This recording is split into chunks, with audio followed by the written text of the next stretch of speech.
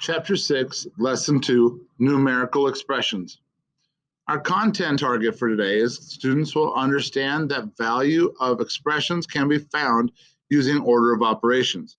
Our language target, students will demonstrate their understanding by simplifying numerical expressions using the order of operations. A numerical expression like 3 times 2 plus 4 times 4 is a combination of numbers and operations. The order of operations tells you which operation to perform first so that everyone finds the same value for an expression. The order of operations is a rule that tells you the sequence to follow when you are performing operations in mathematical expressions. First, we have parentheses. We do everything in a parentheses first. Then we do exponents, which we talked about in the last lesson.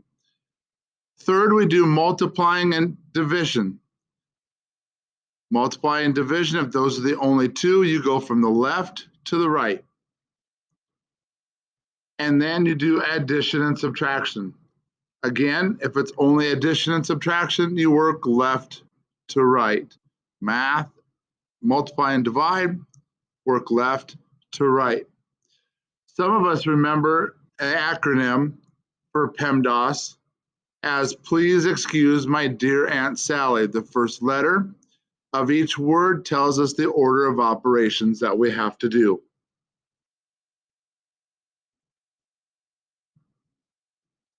So when I look at the first example, 10 minus 2 plus 8.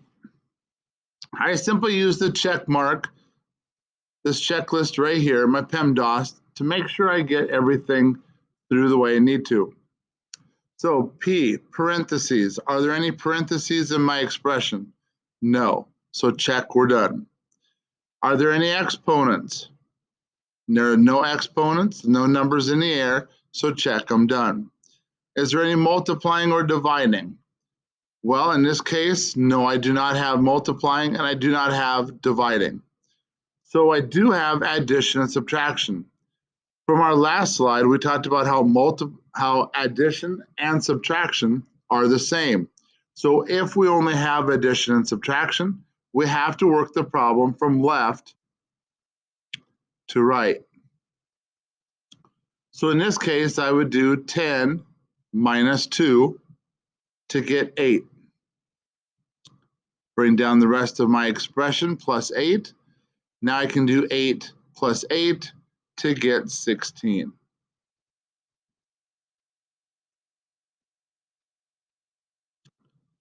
Example number 2, I have 4 plus 3 times 5. So again, I go through my checklist of PEMDAS, my order of operations over here. Do I have any parentheses? No. Do I have any exponents, any numbers that are up in the air? No. Do I have any multiplication? Yes. So I have to start here at multiplying. So the first thing I want to do is I want to multiply 3 times 5. So I put parentheses around it. So this way I know I have to do this first.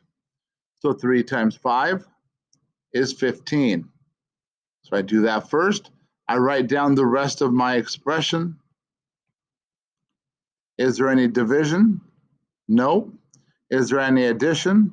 Yes. So I stop here and I do my addition problem. 15 plus 4, 16, 17, 18, 19. Is there any subtraction? No. So 4 plus 3 times 5 is 19.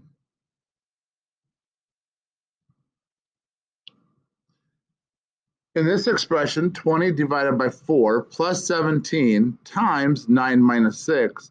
Again, we're going to go through our checklist of the order of operations. This one's a little longer, so it might take a little bit more steps.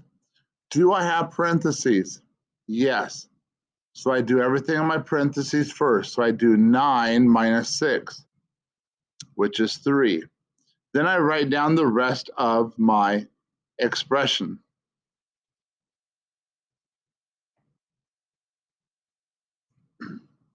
Do I have any exponents?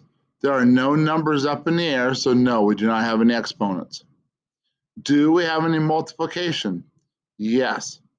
I do have multiplication, so I'm going to look for my multiplication sign, and I'm going to put parentheses around those two problems. So I have 17 times 3. 3 times 7 is 21. 3 times 1 is 3, plus 2 is 5. And then I write down the rest of my expression. Plus 4 divided by 20. Do I have any division? Yes, I have a division problem right there. So I stop. I put parentheses around my division problem. Now I do my division. 20 divided by 4. How many 4s go into 20? It ends in a 0, so I'm going to say that's 5. I write down the rest of my expression, plus 51. So as I continue down my checklist, I have addition. Yes, I have an addition problem. So I have 5 plus 51, which is 56. And there's no subtraction problem on this page. So notice on how I broke it up into each part. Multiply, I put parentheses around. Divide, I put parentheses around. Addition, I only had 2 numbers left, so I did not put any parentheses around those.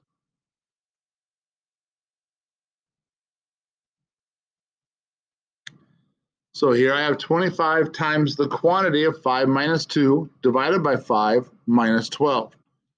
So we go through our checklist again. Do I have parentheses? Yes.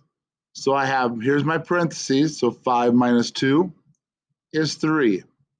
I rewrite the rest of my expression.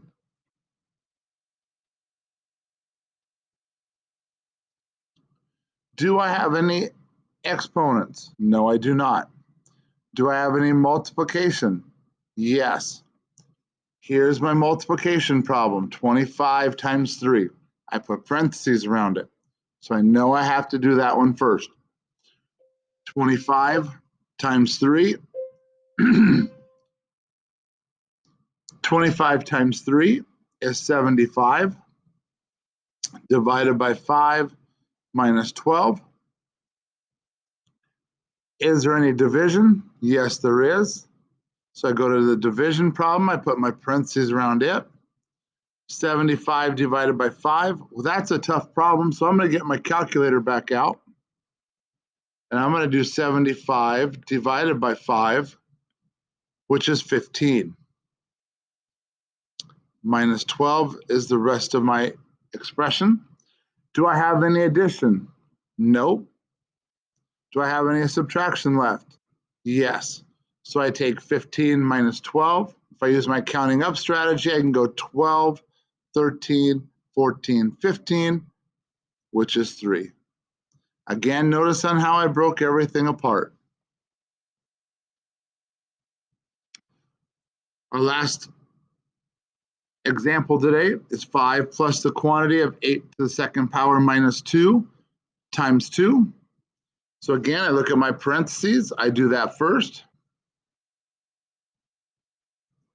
So here I have exponents and a subtraction. So exponents are before subtraction. So we have to do the exponent first. So 8 to the second power is the same as 8 times 8.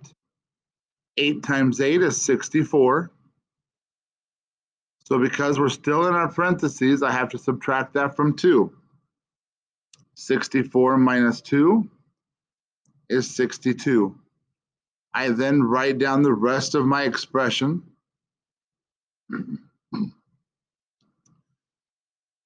Is there any multiplication?